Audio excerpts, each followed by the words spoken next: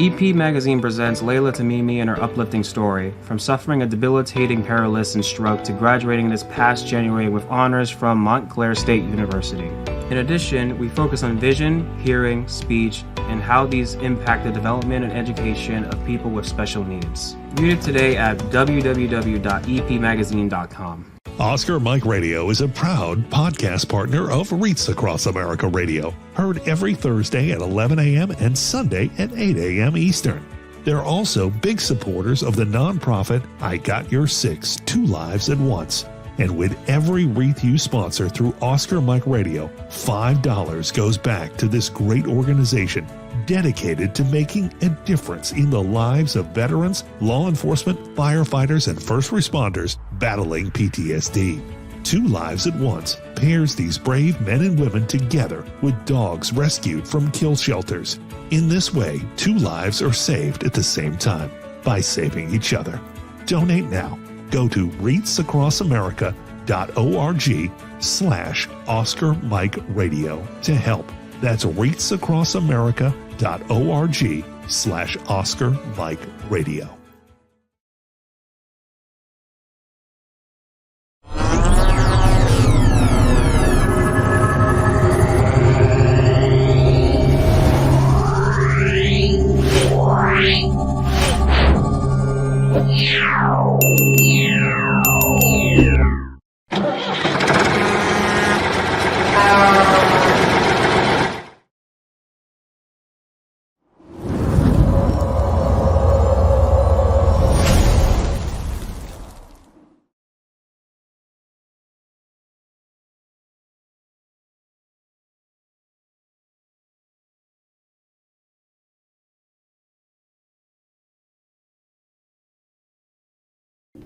Suicide is preventable, and each of us has a role to play in suicide prevention.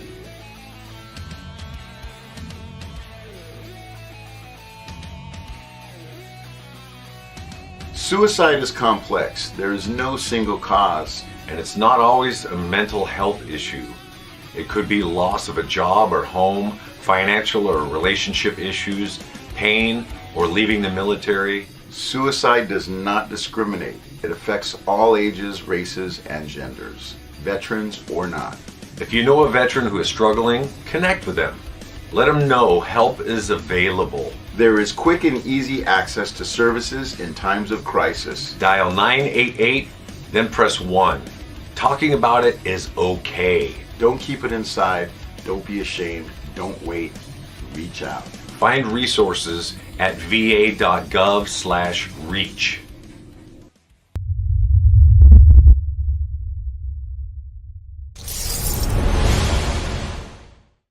Hello, and welcome again to Oscar Mike Radio. I'm your host. My name is Travis.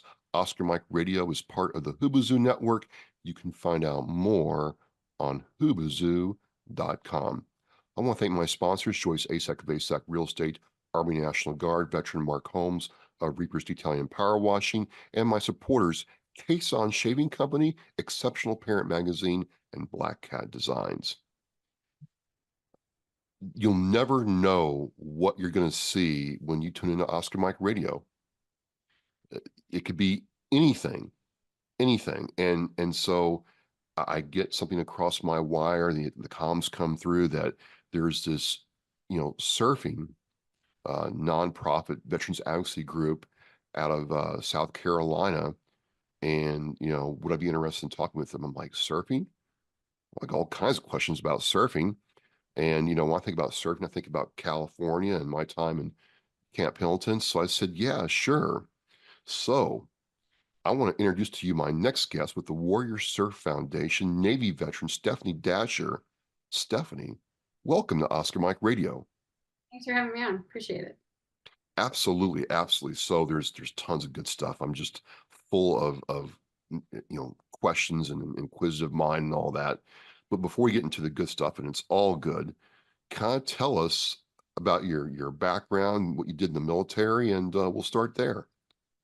Yeah, I joined the military straight out of high school. I planned to go to college. I always joke my parents weren't filling out the FAFSA paperwork fast enough. So I went down to the recruiting station, and I wanted to take the ASVAB. I actually wanted to be a pilot. I didn't know anything about flying. I just did a Google search and Googled it, and I went in and took the flight aptitude test at MEPS. I think I missed it by 1 or 2 questions. But the warrant officer that was in there was kind of a jerk, and he was like, "You think you can just come in here and be a pilot?" And I was like, "Not with that attitude, I can't." So I taken the ASVAB, and the nuke recruiters, they found me, and they were like, "Hey, we'll give you a lot of money, and you'll get your college done if you come do this." So just like any dumb 18-year-old kid that you dangle a bunch of money in front of, I was like, "Cool, sign me up." So I ended up going out west after I did schooling. I was on the Stennis for a while. And that's when I met my husband. And he actually is in the Army. He was 11 Bravo. He was stationed at Fort Lewis. And so we got married pretty young, like a lot of people in the military do. And I would say I'm really very fortunate to still be married to him almost Wow. 15 years later. Wow, that's rare, Stephanie. Generally it doesn't go well.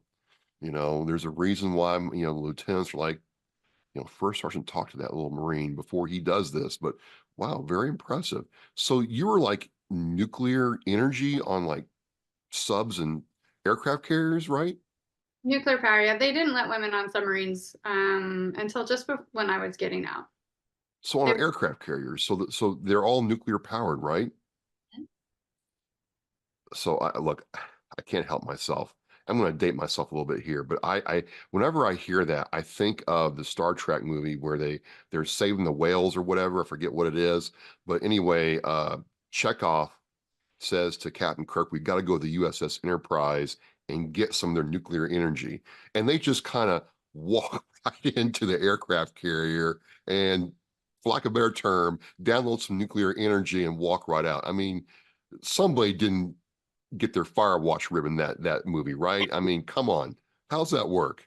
that doesn't work if you want to continue to live a happy, healthy life. That's for sure.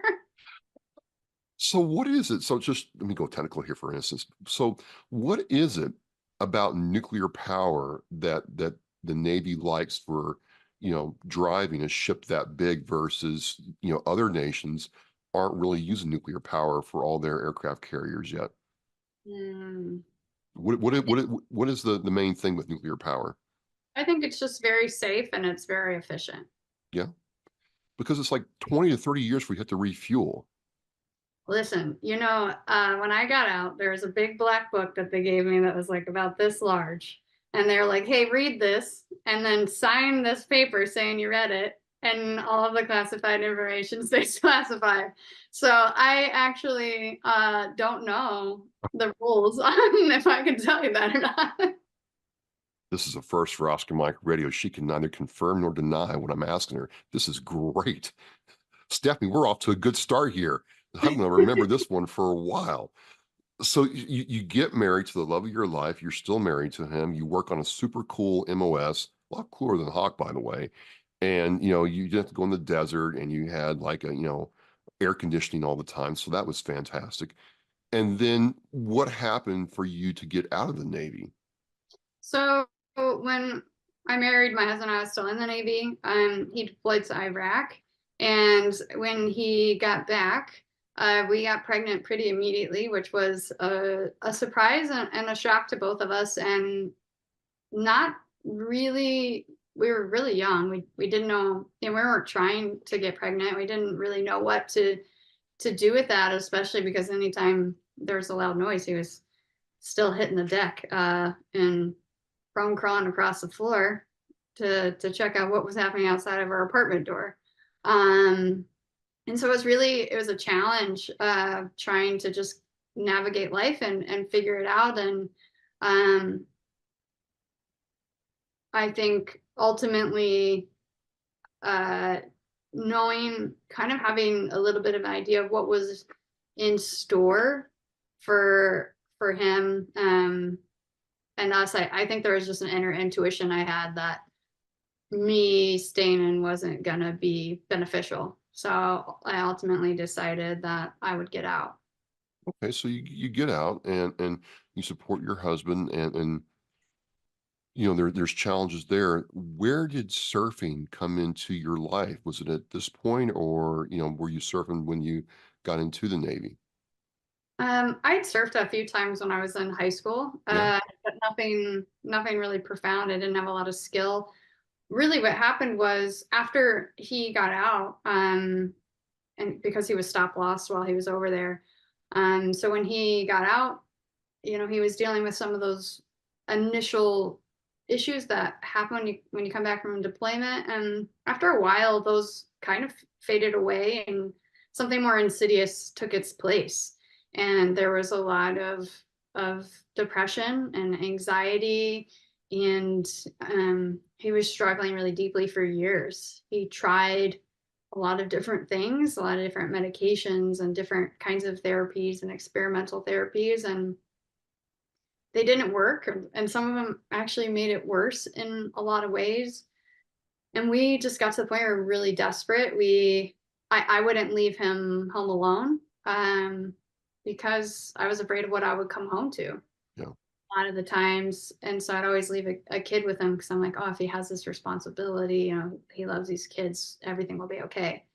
And he was seeing a therapist at the VA here where we live now. And she was like, hey, have you heard of this organization? And he came home and he told me about it. And I was like, cool. I'm like, we'll do it. Sign us up. I love the ocean. Take us out there. And he was like, no, I don't want to do that. I don't want to be around any veterans. I hate people. I hate veterans. And I'm like, I'm signed us up. So I really drug him out there. And I like to joke that, um, there was possible talk of divorce on our way there. And he hated it initially. He didn't like it. He didn't want to be there. He, yeah,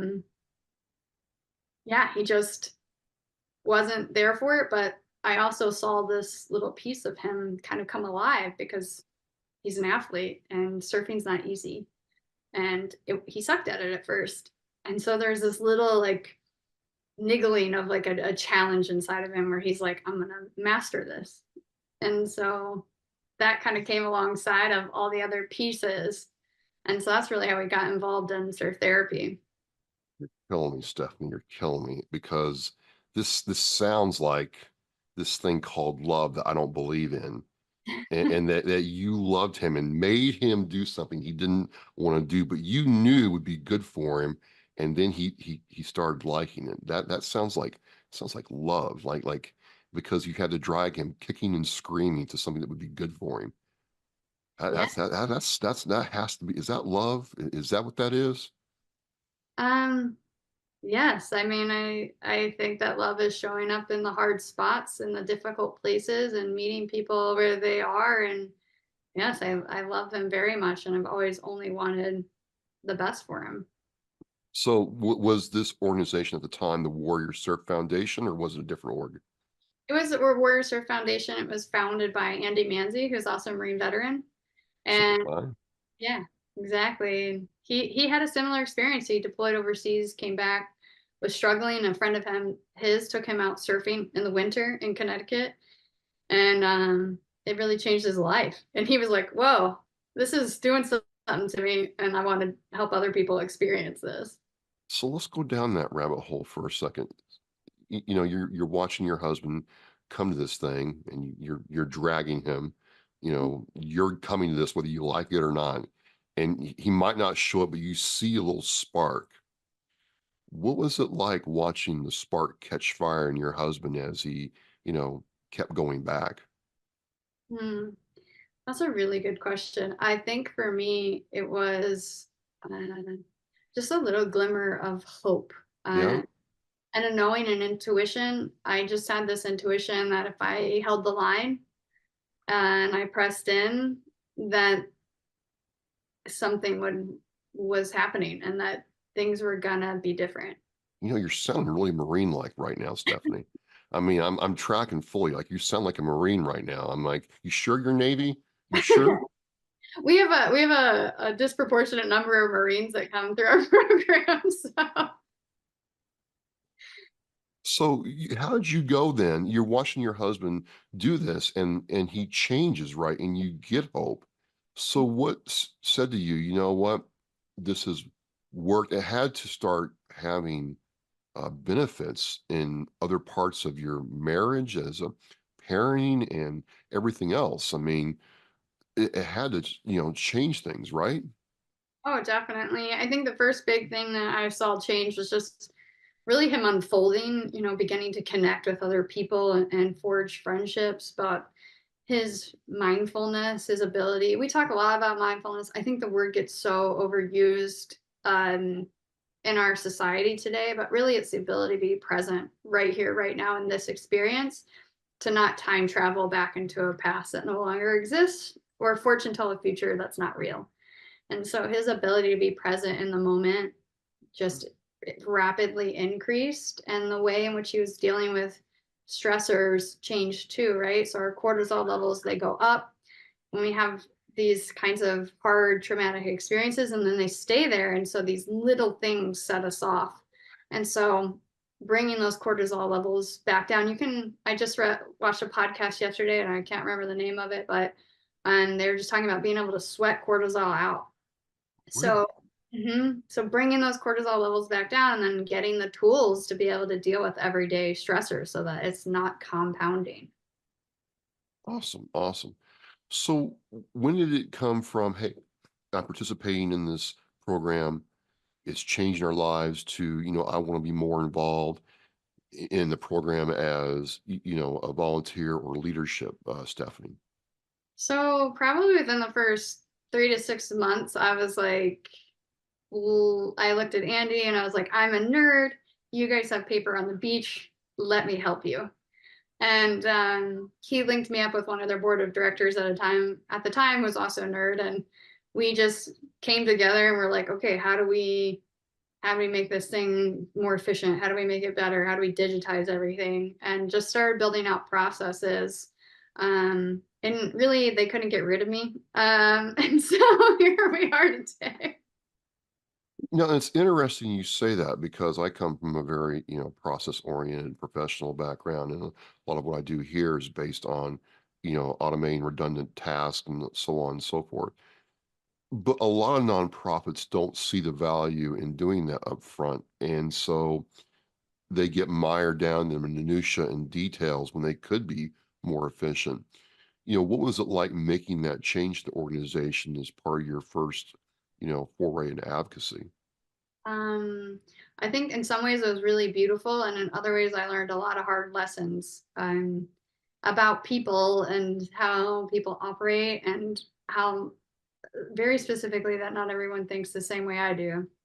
And about how important it is to get buy-in from people before you change things. They have to believe that it's worth it, that the change is worth it. We get, myself included, all of us in life, we just get so identified with our actions and our thought processes, and it can be really hard to make changes. Um, I think it's so beneficial and it's really powerful, and it's been able to drive the organization to where it is now. But taking it slow and not just dumping things on people when you do make that decision is definitely critical. Well, we're veterans too, Stephanie, and change is hard.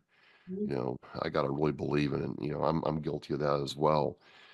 Um, so my first thought when I saw the Warrior Surf Foundation, I'm like, oh yeah, this must be out in Cali somewhere, maybe Seattle, West Coast all the way. They got their Jeep with surfboards on it.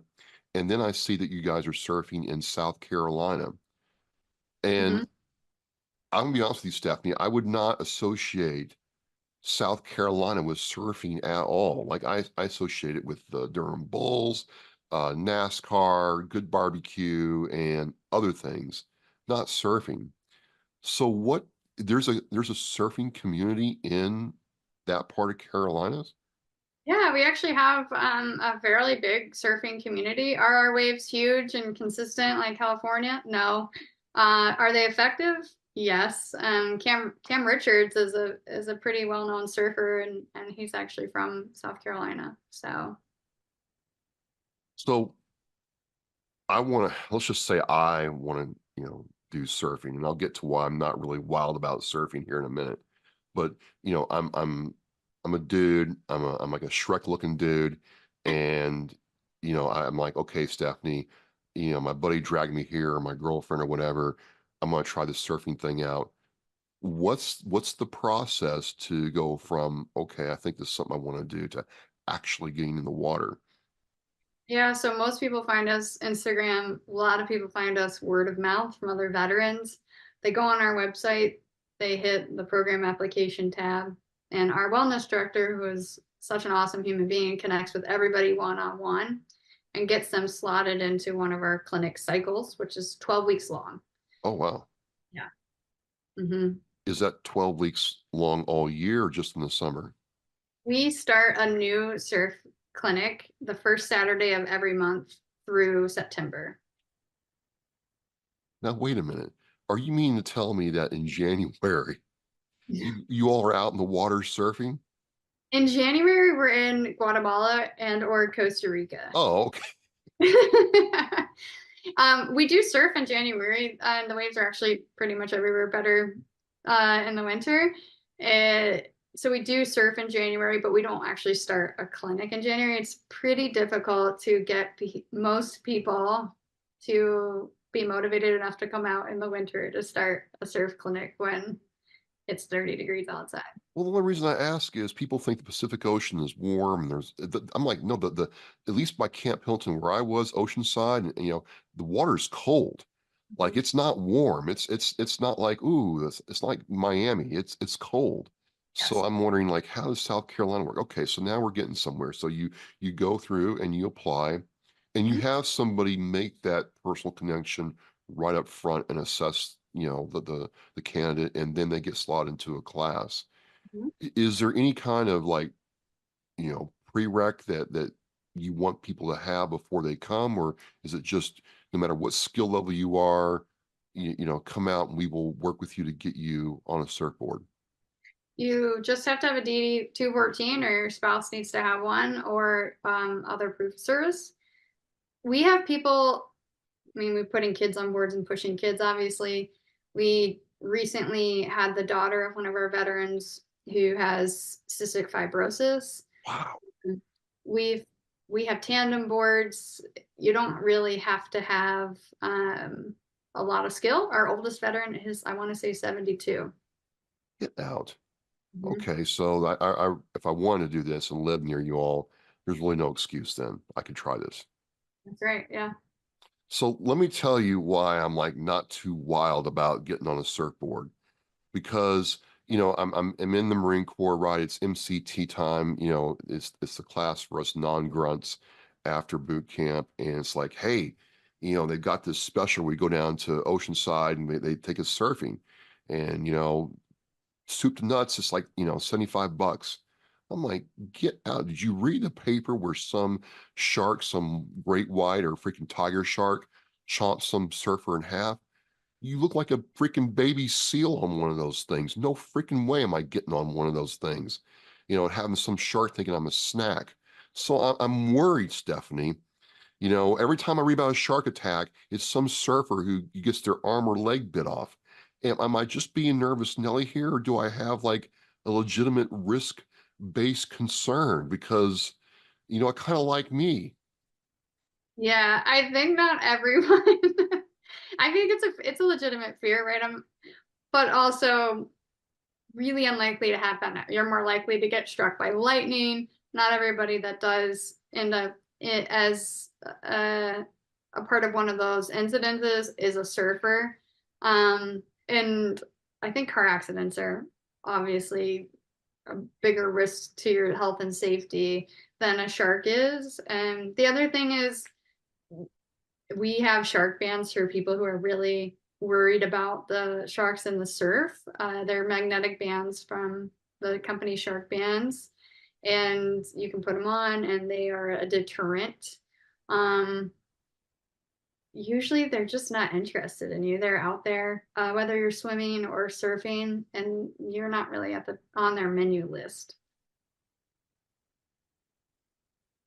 We could be. We It's could be. it's pretty unlikely, and usually it's accidents. Most people aren't getting chomped in half, thankfully. Okay. All right. Okay. I'll internalize that a little bit more. Maybe I'll face that fear. We'll see. But you see these veterans start off on the program, and maybe they're like me, who like, you know what, I'm not going to be someone's snack or lunch, so I'm out. But okay, I'm here and I'll try it. Or they're like your husband, who's, the love of their life is like, you will do this or else. I don't know. What happens from your perspective when you see that veteran or their spouse go through the program and they start changing?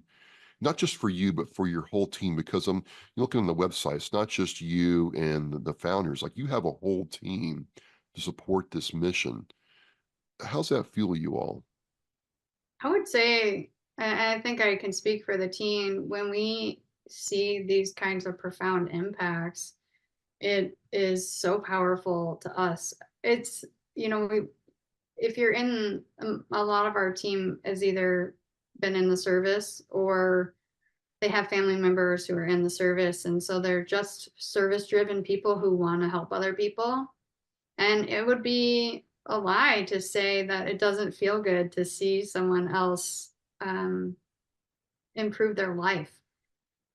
That being said, to me, and I think to some of our other staff, there's a real deep personal connection there because many of us know what it's like to be on the other end of that feeling, to be in the deep, dark places where you feel like you can't get out of. And the truth is, you can get out of them. There is hope, and you just can't give it up. There's always a little glimmer. So, how does surfing do that? The only thing I can relate to it is like when I get on my motorcycle, no matter what kind of mood, what's going on, the minute I put it in gear, everything goes away and I'm in a different place and it refuels my soul. But surfing's a little bit different because there's no motor, there's no engine, it's just you and the waves. Kind of describe for me what that feels like, if you would. Yeah, so I think each part of our program is designed really to mirror the next. So with surfing, you have to be super present. I imagine that you have to be super present when you ride a motorcycle too. Yeah. Super focused on the moment. Because if you're not, you're going to get wrecked. So that's one piece of the puzzle is your mindfulness is coming online. The other piece of the puzzle, and I've heard this said by many surfers, and I'll repeat it because it's true.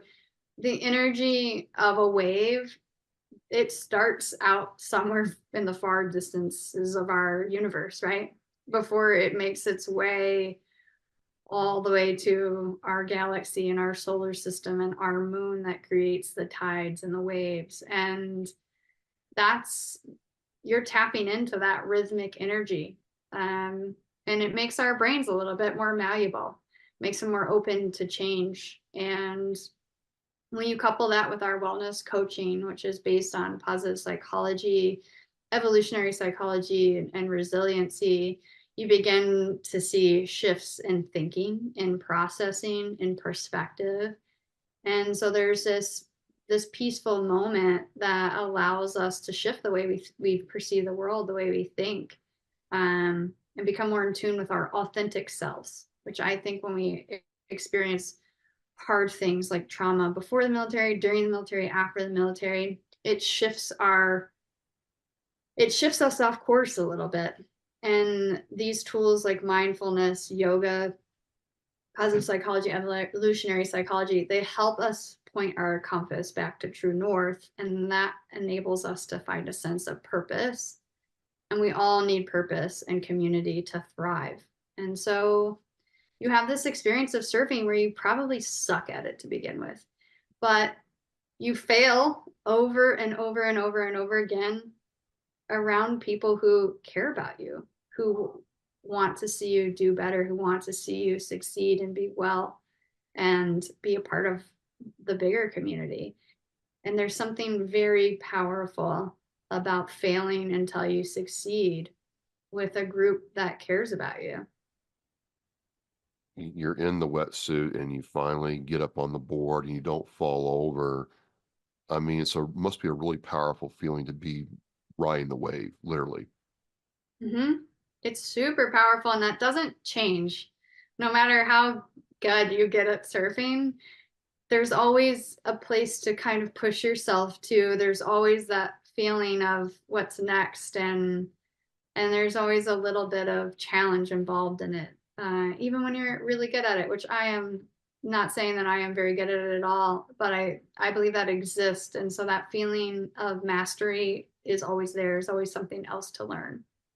Just to go back to the community aspect for a minute, you all have been around for a little while now.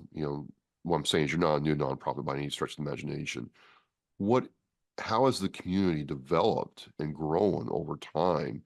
When you have these veterans come through there and then, they have to stick around, or some of them do, some of them don't. But how have you all grown?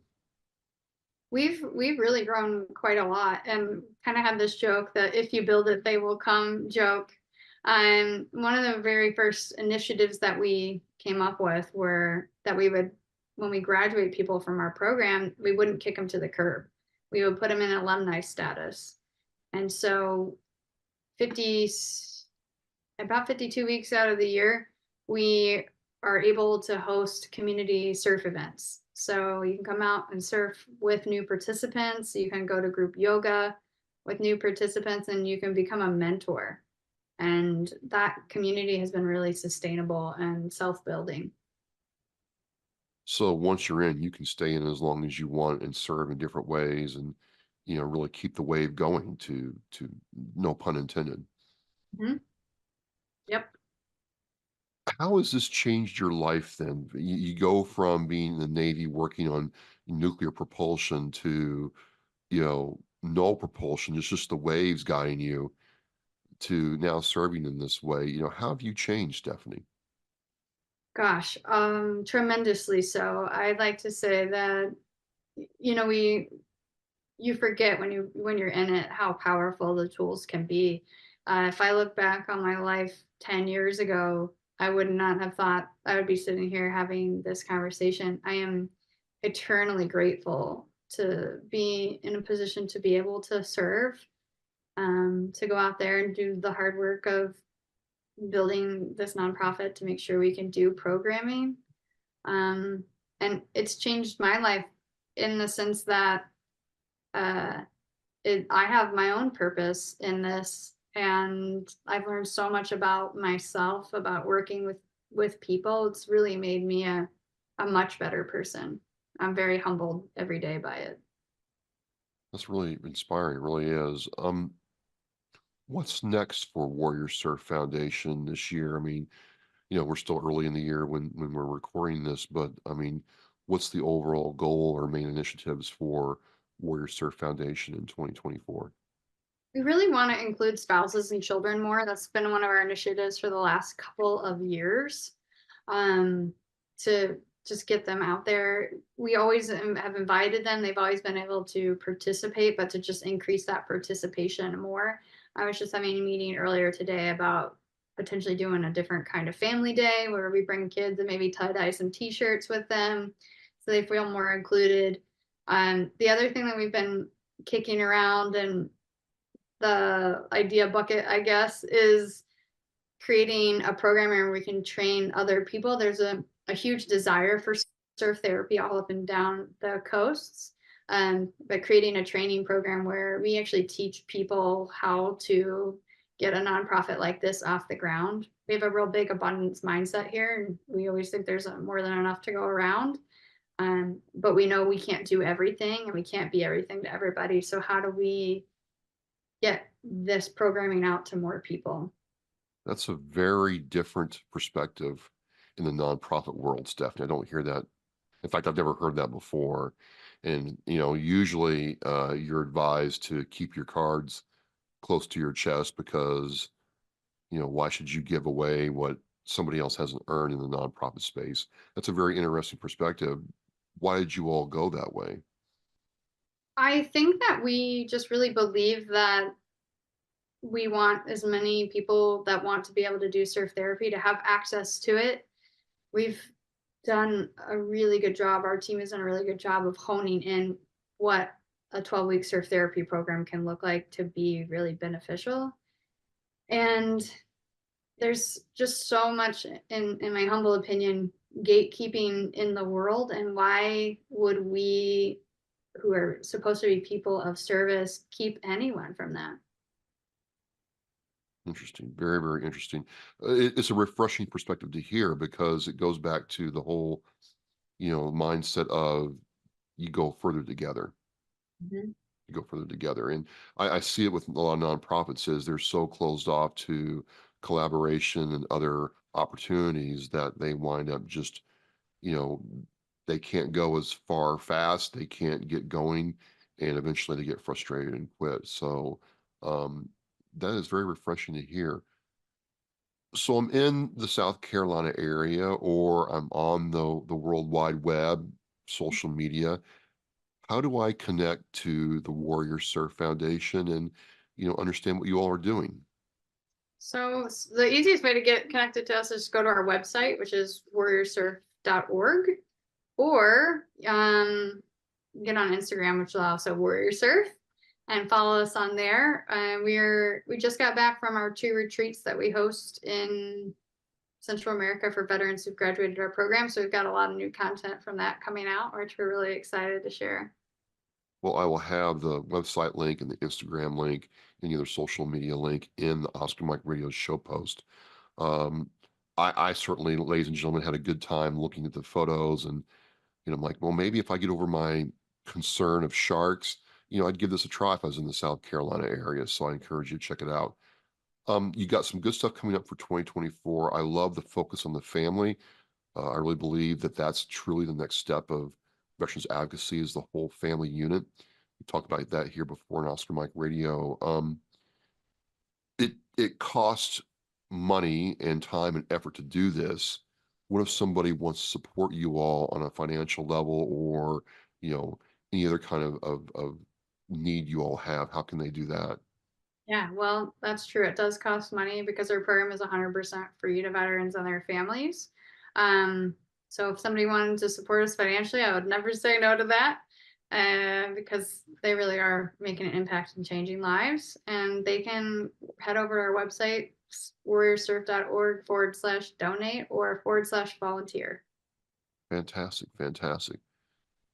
So listen, this is the kind of thing we're going to have on Oscar Mike Radio where veterans do amazing things in the military and then use their military experience to serve outside and different things. And this is a first for Oscar Mike Radio. I've never had anything about surfing on my show ever. Stephanie, I've learned a lot today.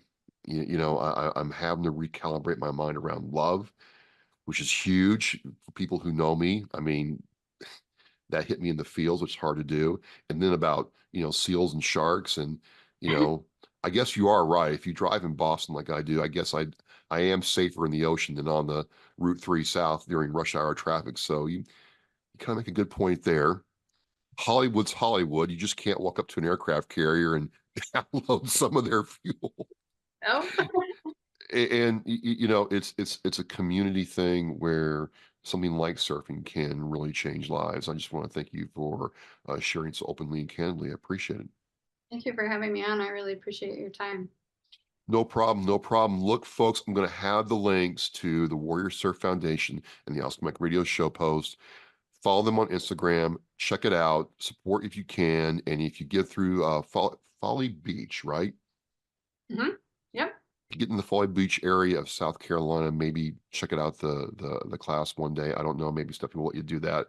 If I get down that way, Stephanie, I'll definitely check it out. And maybe I won't be shark bait that day and try to get on a surfboard. You never know.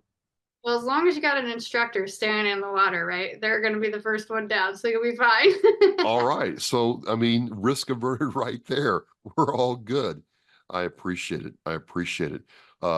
Look, folks, this is the best part about doing Oscar Mike Radio is these new experiences. Stephanie, thanks again, and hang 10. Thank you. Remember, on it teaches our mission. We care about it, we do it every day. But I think there are things that just hit you and give you a reason to go on. The theme for our 2024 for Reach Across America is Live with Purpose. It just seemed to fit in with the vows of the REIT, the 10 attributes that we feel represent our United States military. I thought, what a great opportunity to put those two things together and show our kids through how we act some of the things that can make their lives better, their communities better, and by doing that, the country better. For me, live with purpose, I think, it's mindset. Set some guidelines and then go out and purposefully make life different, make a change. It's an opportunity to set an example.